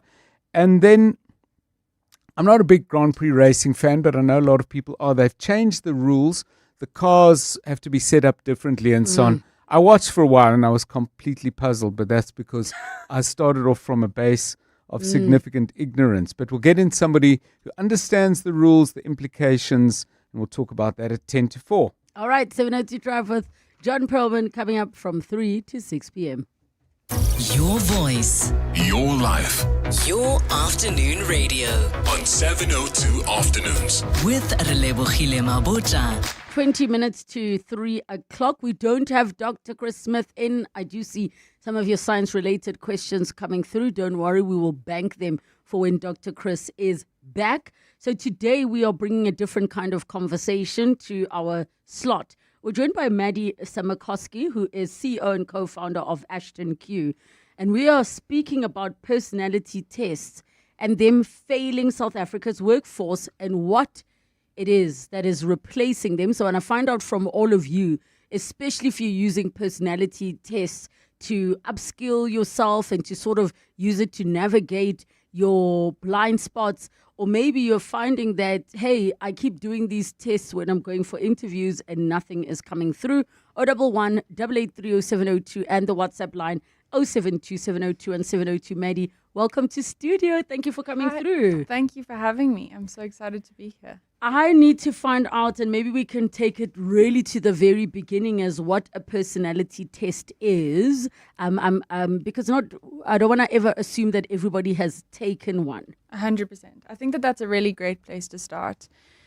Personality tests measure, as you would assume, personality. So personality historically has been understood to be a relatively static trait, which means that it doesn't necessarily change over time. But what we're seeing, and sort of the emerging science, is that it is developable. So when you take a personality test, it kind of draws a line in the sand, at least for that point in time, to say this is what your personality is. So common ones might be MBTI or Enneagram or DISC. Yeah. So for those that are not familiar with some of those, what are the kind of things that a personality test will tell you? Because it's not necessarily a blanket, you are an introvert. No, it's more in depth. Yes. So for example, if the Enneagram, which is not a psychometric personality assessment, but it is a personality assessment, I'm an Enneagram 7, for example. So it puts a category in terms of what your personality is. So it's like I'm chronically enthusiastic. Yes. Right?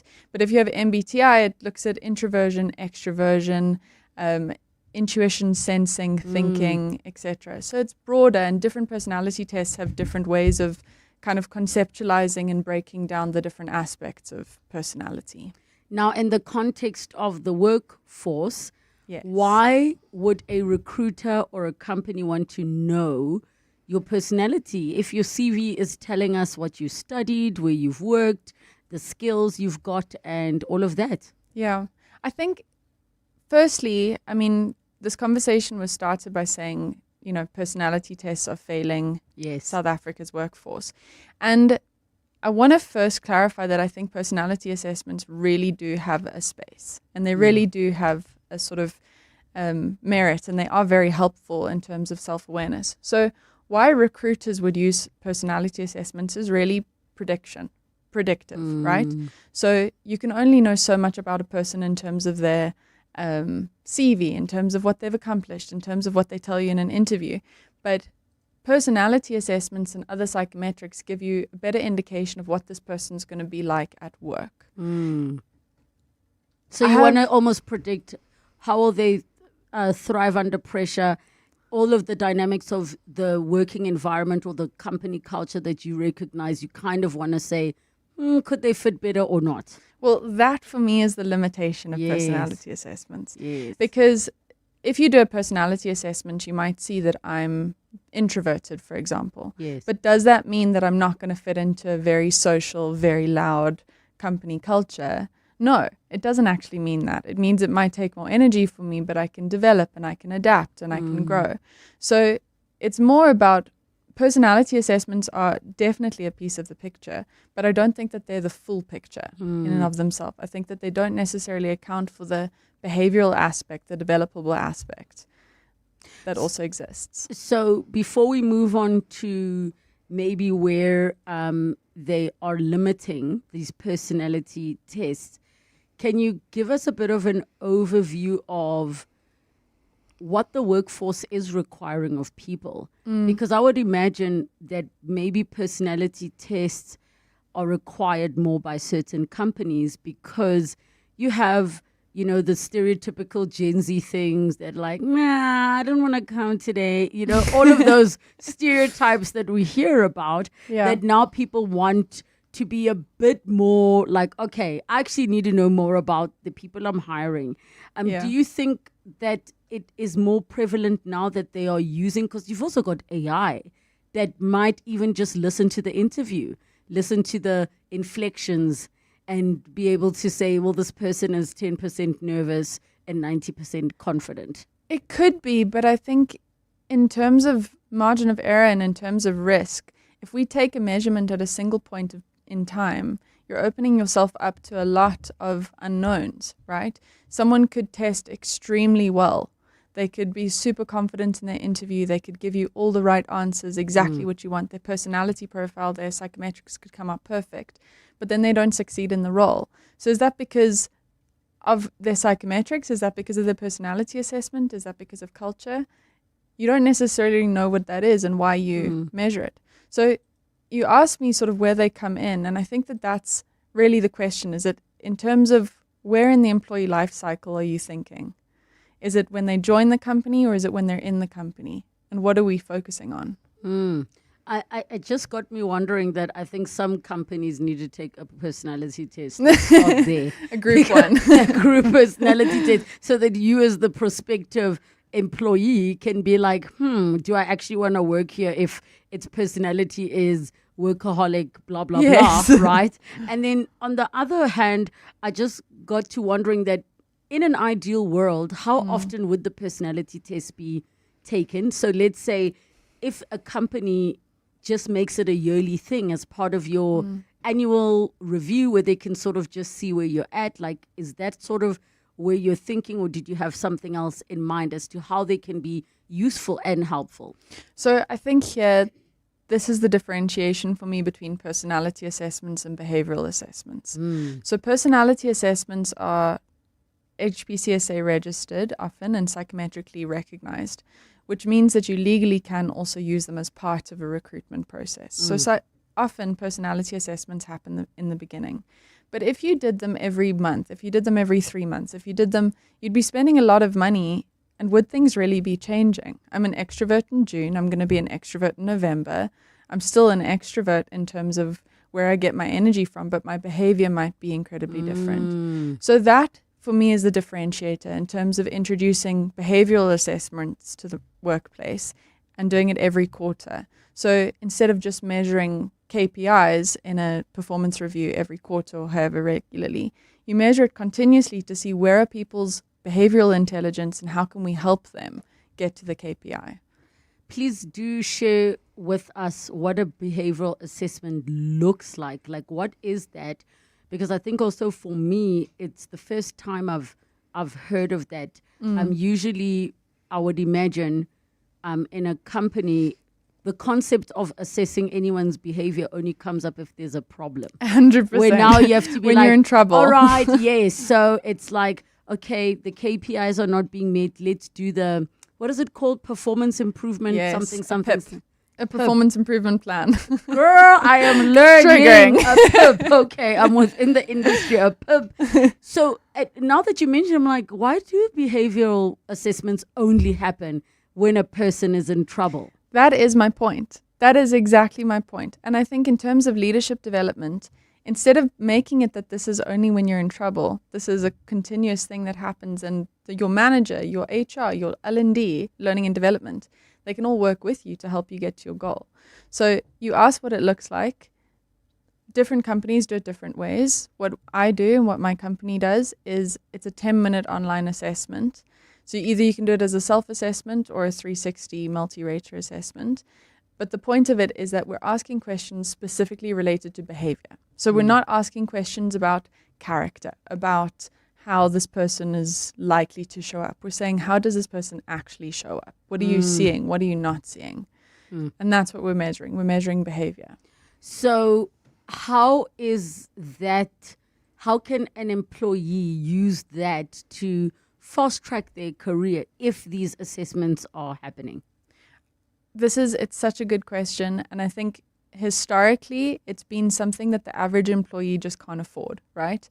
So this is where you have executive coaching. This is where you have these organization-wide initiatives, but it's very expensive and it's up and top down.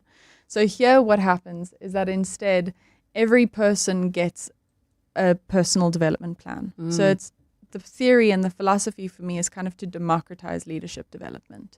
So instead of just having it be top down, everybody gets kind of a personal development plan based on their behavior that their manager can practically then take in. It's kind of like no planning required. The plan is there, and can you help the person follow it? And what I love about what you're saying in your approach is that it's constantly evolving with you. Yeah. Which means that when there's opportunities for somebody to take on extra tasks or to apply for a promotion, you have been a part of the development. It's not a whole new conversation having an internal application. Yeah. In terms of, you said there's an assessment. What are some of the questions that are asked? And is it asked of the person or their line manager? So, for example, is the question, do they show up regularly? Because we're talking behavior, and the answer is they deliver their work, but they're always late to the office. Who's the person answering that? So if you do a 360 assessment, then there's different people who rate you. So that could be your line manager, but it also could be your peers, your colleagues, or your direct reports, right?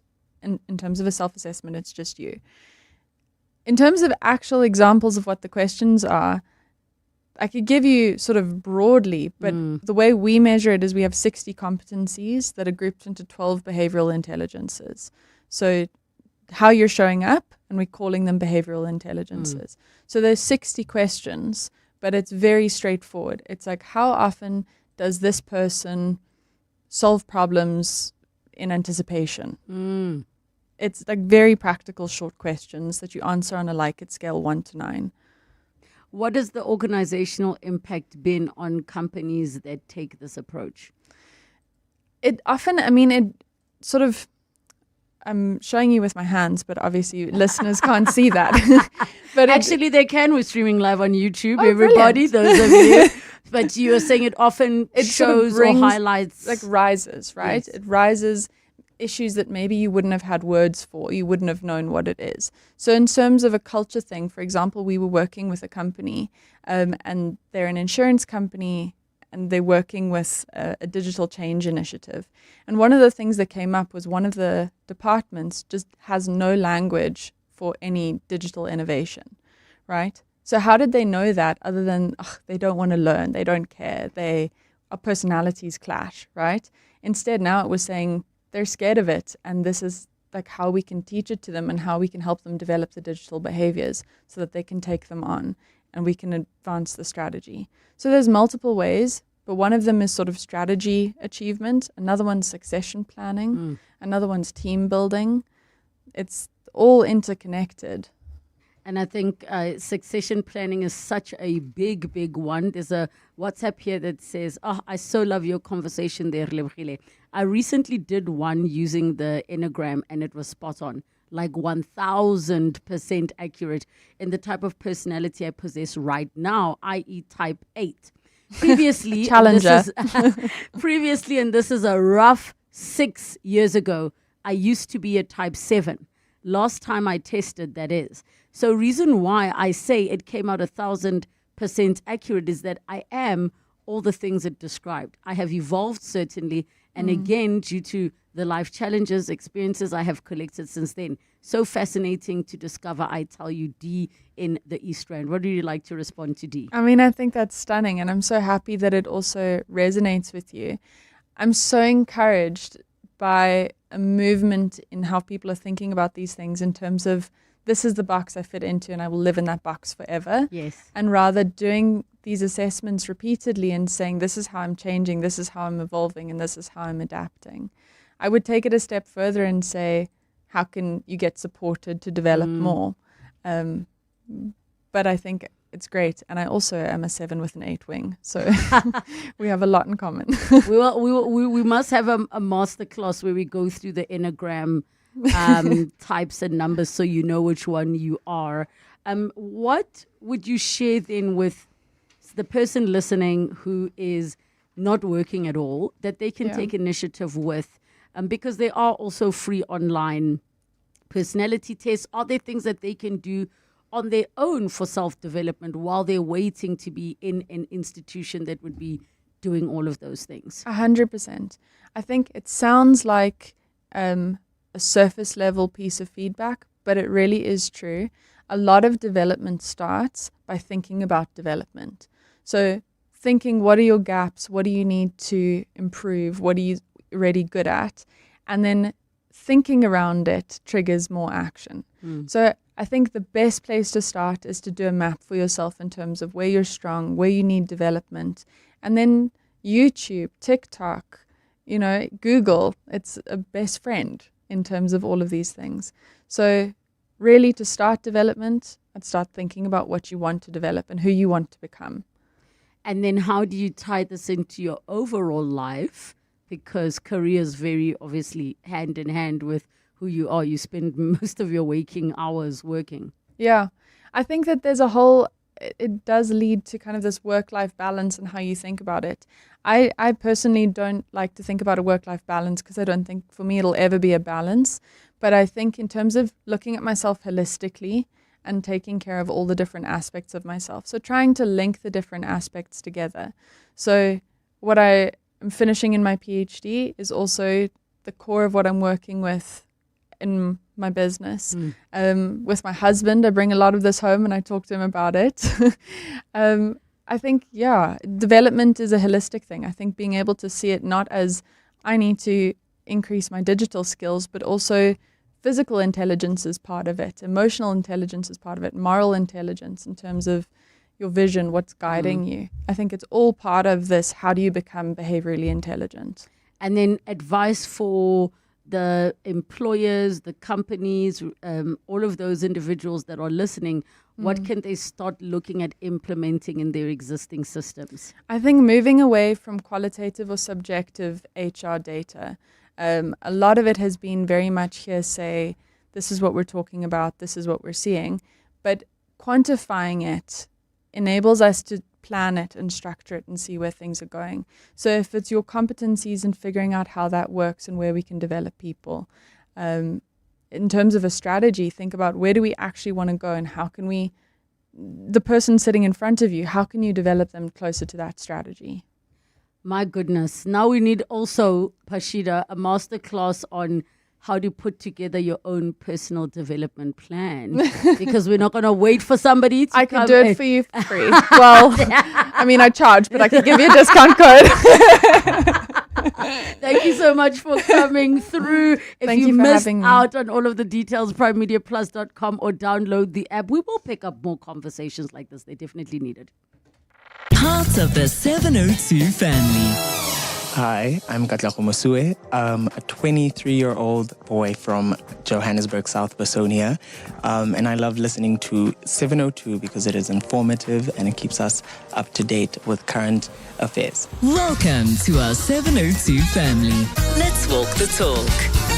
Imagine a holiday where the only thing on the to-do list is to enjoy yourself. With NCL, world-class dining, award-winning entertainment, and a variety of onboard experiences come as standard. So enjoying yourself is easy breezy. We sail to over 400 destinations worldwide, including Europe, the Caribbean, and beyond. Your dream cruise is calling. Visit ncl.com for the best deals or contact your travel agent today. Conditions apply. Norwegian Cruise Line. It's different out here. Success isn't always what you see on paper. Sometimes it's those overlooked skills like resilience, empathy, and the quiet strength it takes to show up every single day. In celebration of these invisible success codes that women hold, 702 and Momentum bring you the series edition on 702 Afternoons with me, Relebogile Mabotja. From parenting and wellness to money matters and mental health, the series edition is a deep dive into the topics shaping your everyday life. Don't miss it. Tuesdays from 1:30 p.m. But I know you guys are going to come at 1 because that's how we roll. Brought to you by Momentum's She Owns Her Success on 702. Relebogile is on X at Relebogile M. Thank you so much for joining us on 702 Afternoons, primemediaplus.com, or download the app for more conversations. And when we're off air, 702 Afternoons at 702.co.za. It's 3 o'clock. This is EWN. Suleiman Karim says he was deceived by brown Mokgotsi and another body recovered in KZN following heavy flooding.